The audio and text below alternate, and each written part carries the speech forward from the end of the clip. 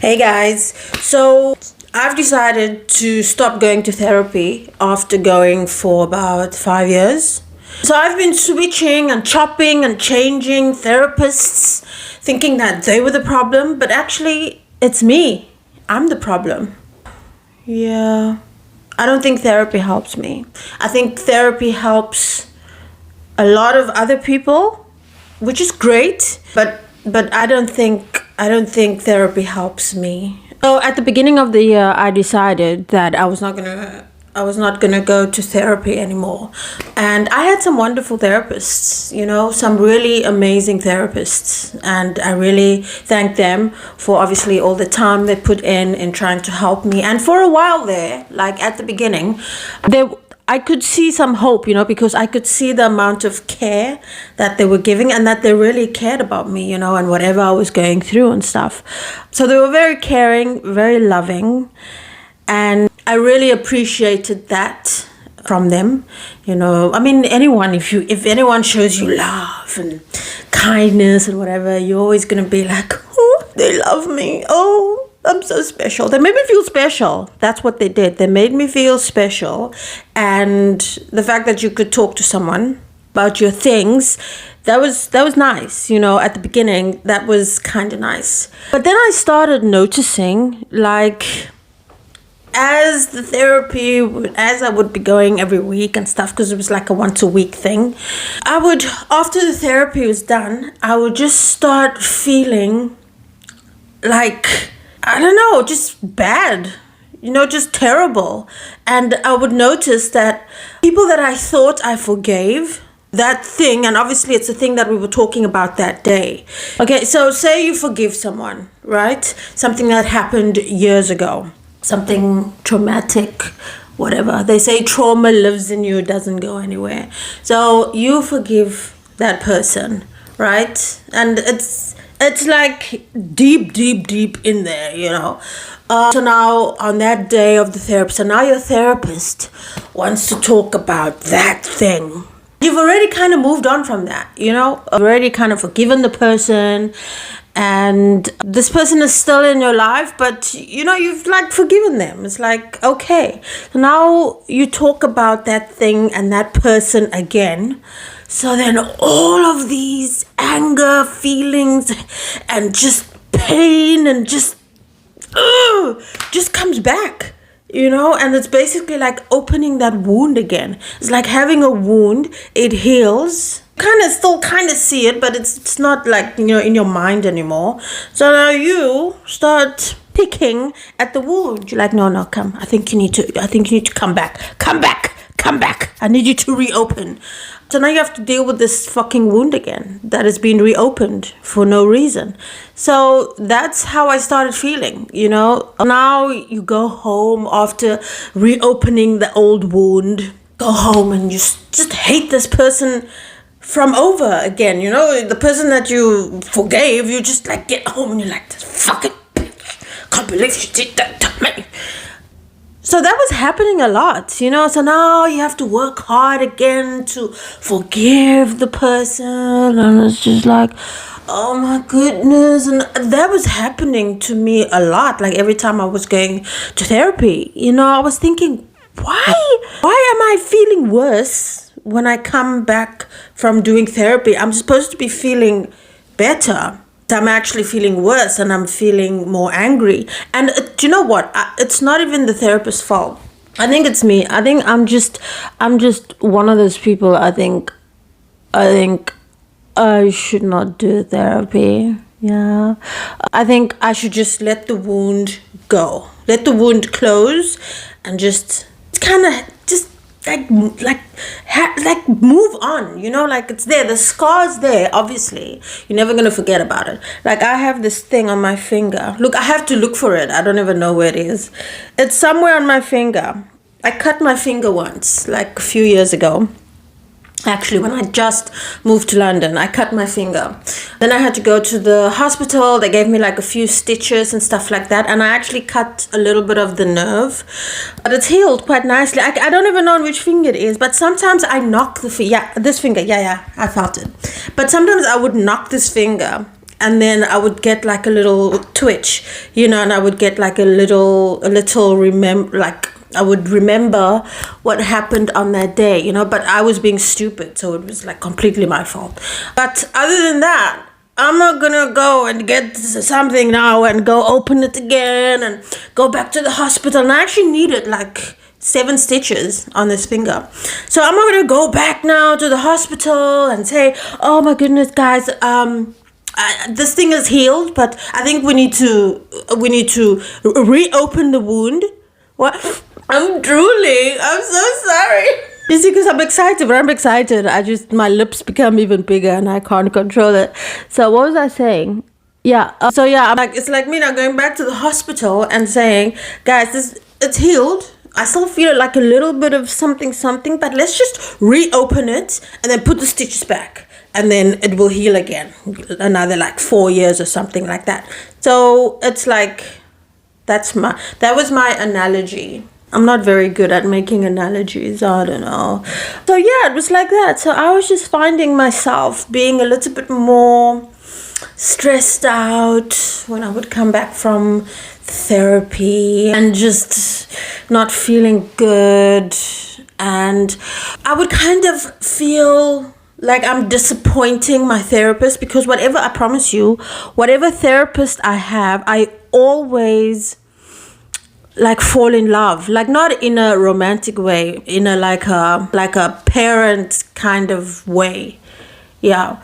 So I get very attached. I get attached to people very quickly, especially if they're like very nice to me and stuff like that. Yeah. So I would kind of feel sorry for them, because at the end of the session, they would always ask me, so did I help you to feel better? Did I help you to resolve the thing? And then I would be like, inside, I would be like, no, not really. But I didn't want to hurt the feelings of my therapist. I don't know, does that make sense? Because the therapists, they're so lovely and they're so sweet and they're so kind, and which is probably showing you another reason why I'm so effed up. I'm there for them to help me, and I'm worried about hurting their feelings. You see, I'm not a full shilling also. But I kind of didn't want to hurt their feelings. And then I would say, yeah, ooh, you helped me so much. And then as soon as I get home, I'm just like, fuck, this wound has been reopened. Now I have to deal with this. And, you kind of get used to dealing with things on your own. And you know yourself. You know what triggers you and all those things and stuff. So, do you know what? Okay, so I have a hormone disorder, which makes me depressed and have anxiety. It's all linked with my period and stuff. It's called PMDD, which is a mood disorder. So when I do get depressed, it's like basically for 2 weeks out of the month, I'm just depressed and down and anxious and all these other lots of things. I've spoken about this a lot. It's called PMDD. It's a hormone disorder. So when I'm going through my depression and my anxiety and stuff like that, it will start for no reason. Like, I will be depressed for absolutely no reason. Like, my life is good. My life is beautiful, Let's knock the wood. But, so I would just be, like, depressed for no reason. Just feel like it's the end of the world. I mean, if you've suffered with depression, and there's just this dark cloud over you and you have no energy and you just like feeling useless and like a piece of shit, and you just like, that's how it feels. And you feel like it's the end of the world. So no matter what anyone says or does, this is it's gonna stay. And sometimes it's a trigger, but sometimes it's that time. It's for me to be depressed about nothing. So when I would go to the therapist, and remember I said, because I always fall in love with my therapist, so I kind of don't want to disappoint them. So when I would go and I'm feeling like this, and then they would say to me, so where's this coming from? Do you want to talk about where this came from? It would just be nothing. So I would see the look in my therapist's eyes, that she kind of she wants to fix me. She wants to help me. So I didn't want to disappoint her, so I was just like, I don't want to sit there and say nothing. Can I go home now? Because I could see the passion in her eyes. This is her calling. This is what she loves doing. So I would actually just sit there and bring up some random thing from my childhood that was maybe not even that traumatic for me, which was maybe also not the reason why I was feeling depressed that day. So I know it sounds terrible, so I would just kind of give her something just so she can, feel like she's about to fix me now and do her thing, just because I'm nice. I'm a nice idiot. Not idiot, but you know what I mean. So then we would talk about that.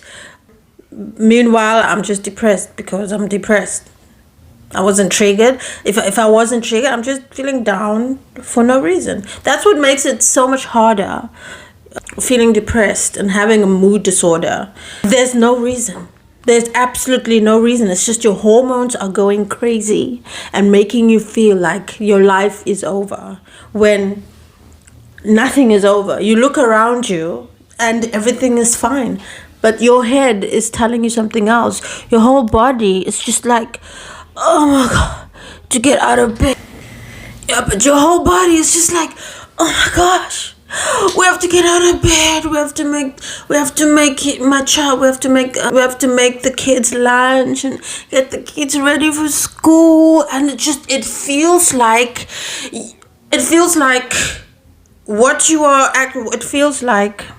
getting up in the morning feels like someone just said, you have to go pick up a car, and then you have to go paint a building, and then go jump off a mountain. That is what it feels like. And it feels like you are glued to the bed, or like there's a magnet holding you to that bed. And it's just like the way you have to force yourself up. It's just insane.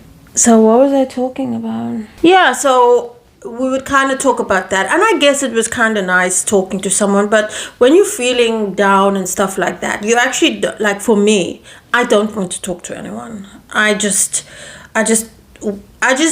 need to do what I need to do to make sure, I get through this thing. Because that's the bit, what I've learned is the best thing to do is to just get through it. So I don't fight it anymore. Before I used to fight it, do this and put this on and do it. Those things help for like 2 seconds or 5 minutes and then you're back. So this is the moment to just go through it. Actually, the one thing that stuck in my head was something that someone said while I was in group therapy. She said, when you're going through that is the wounded child, of whatever happened. Don't get me wrong, there are some things that obviously happened in my childhood that plays in that and stuff like that. So when you're going through that is the wounded little girl who didn't feel loved and stuff. So she kind of comes to the surface. So you just kind of have to be her parent. And that always stuck with me, actually. I like that. So when I do feel down, I'm just like, okay, little girl, you here, let's talk. Look, everything is fine. Yeah. But like I said, I respect all my therapists a lot and the dedication that they showed with helping us. And I can see that they really, they really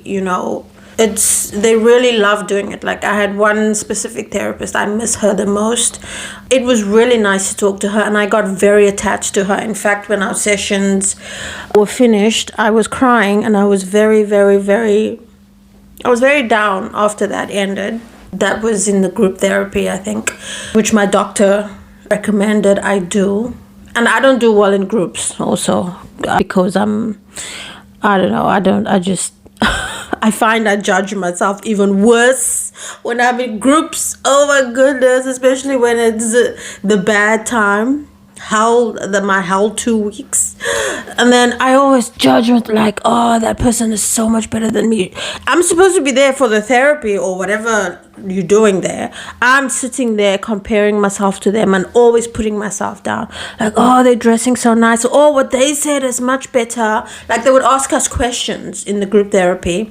So instead of me taking in, maybe I'm a narcissist, I don't know, it sounds like I am. So instead of me taking in and trying to get better with the therapy, I'm busy comparing myself with these people, thinking, oh, what she said was much better, and looking at the two therapists who was in the room, and they like nodding. So I'm like in competition now, who has the worst thing to say, which is terrible. I know I probably shouldn't I shouldn't admit to these things, but like I said, the therapists were amazing.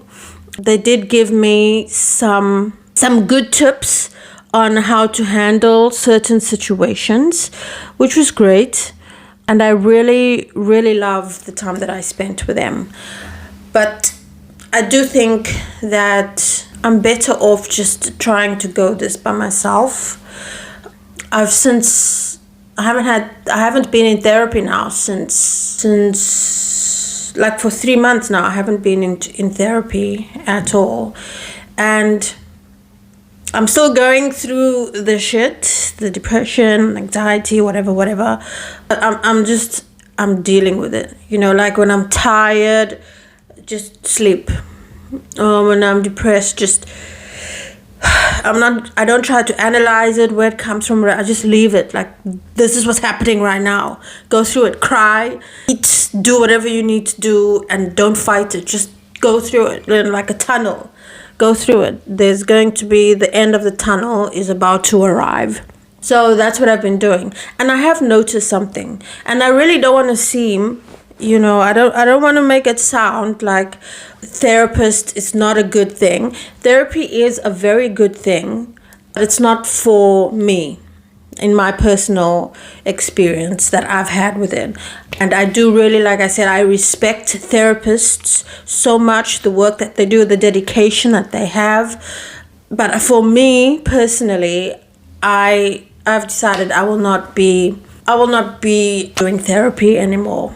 And it's just that therapy made me remember too many things that I, kind of put away. Like, I don't want to see you. Get out of here. It made me remember too many things, and I know it was obviously not their intention to make me remember those things. They wanted to bring those things back to light, to fix it, to heal it so that I can heal and stop feeling like down and stuff like that. By bringing all those old things back to surface, it just made me feel worse. Made me feel like shit from over again, because I also have CPTSD, which is complex PTSD, which is basically just remembering like traumatic things that happened long ago, like just the feeling, and which is kind of terrible. So I do that already on my own, but when I would go to therapy, I would be remembering more things that should have just been like in the back, fucking sleeping. But that was back again. So and I would also find myself being depressed. Like after therapy, I would find myself being depressed a bit longer, because usually it's like for 2 weeks. This thing that I have, PMDD episode, lasts for about 2 weeks. But when I was going to the therapy, I would notice that the depression would last like 2.5 to almost 3 weeks, because on top of the normal depression I would get, I would also be dealing with old crap that was supposed to be sleeping, like dinosaurs that we brought back now, so that is what was happening. I wasn't liking that at all, and I would just feel a little bit chaotic, I'd be just so many extra things. That's the thing, too many extra things going on in my head, basically. And then I would also be thinking, oh my gosh, did I say the right thing to the therapist? Does she hate me now? Oh my goodness, does she think I'm crazy? Oh my goodness, does she think about me? Because this is now when I'm in love with my therapist. I wonder if I should ask my therapist out for coffee, but nothing in romantic way, just like a big sister type of vibe, like if they would hang out. And then I know obviously they can't do that because it's unethical and stuff. So all these stupid things would just be going on in my head, and I didn't like it. I felt like it added to my bullshit. And I was dealing with enough bullshit. there's no more space. Okay, the bullshit bucket is full. I can't handle anymore. I can't. And yeah, so so what do I do now? How do I handle things now? Like I said, I go through it, I let it happen. And I always listen to Wayne Dyer. If you guys know Wayne Dyer, he was an amazing, what was he? He was like a spiritual healer, basically. And he used to do talks and stuff like that. Go look up Wayne Dyer. And he said, one of the things he said is there's a time for everything. There's a time to be healthy, and then there's a time when you're not going to be healthy. There's a time when you're sleeping, and then there's a time for not sleeping. So that's how I kind of handle it now. Like, there's a time every month.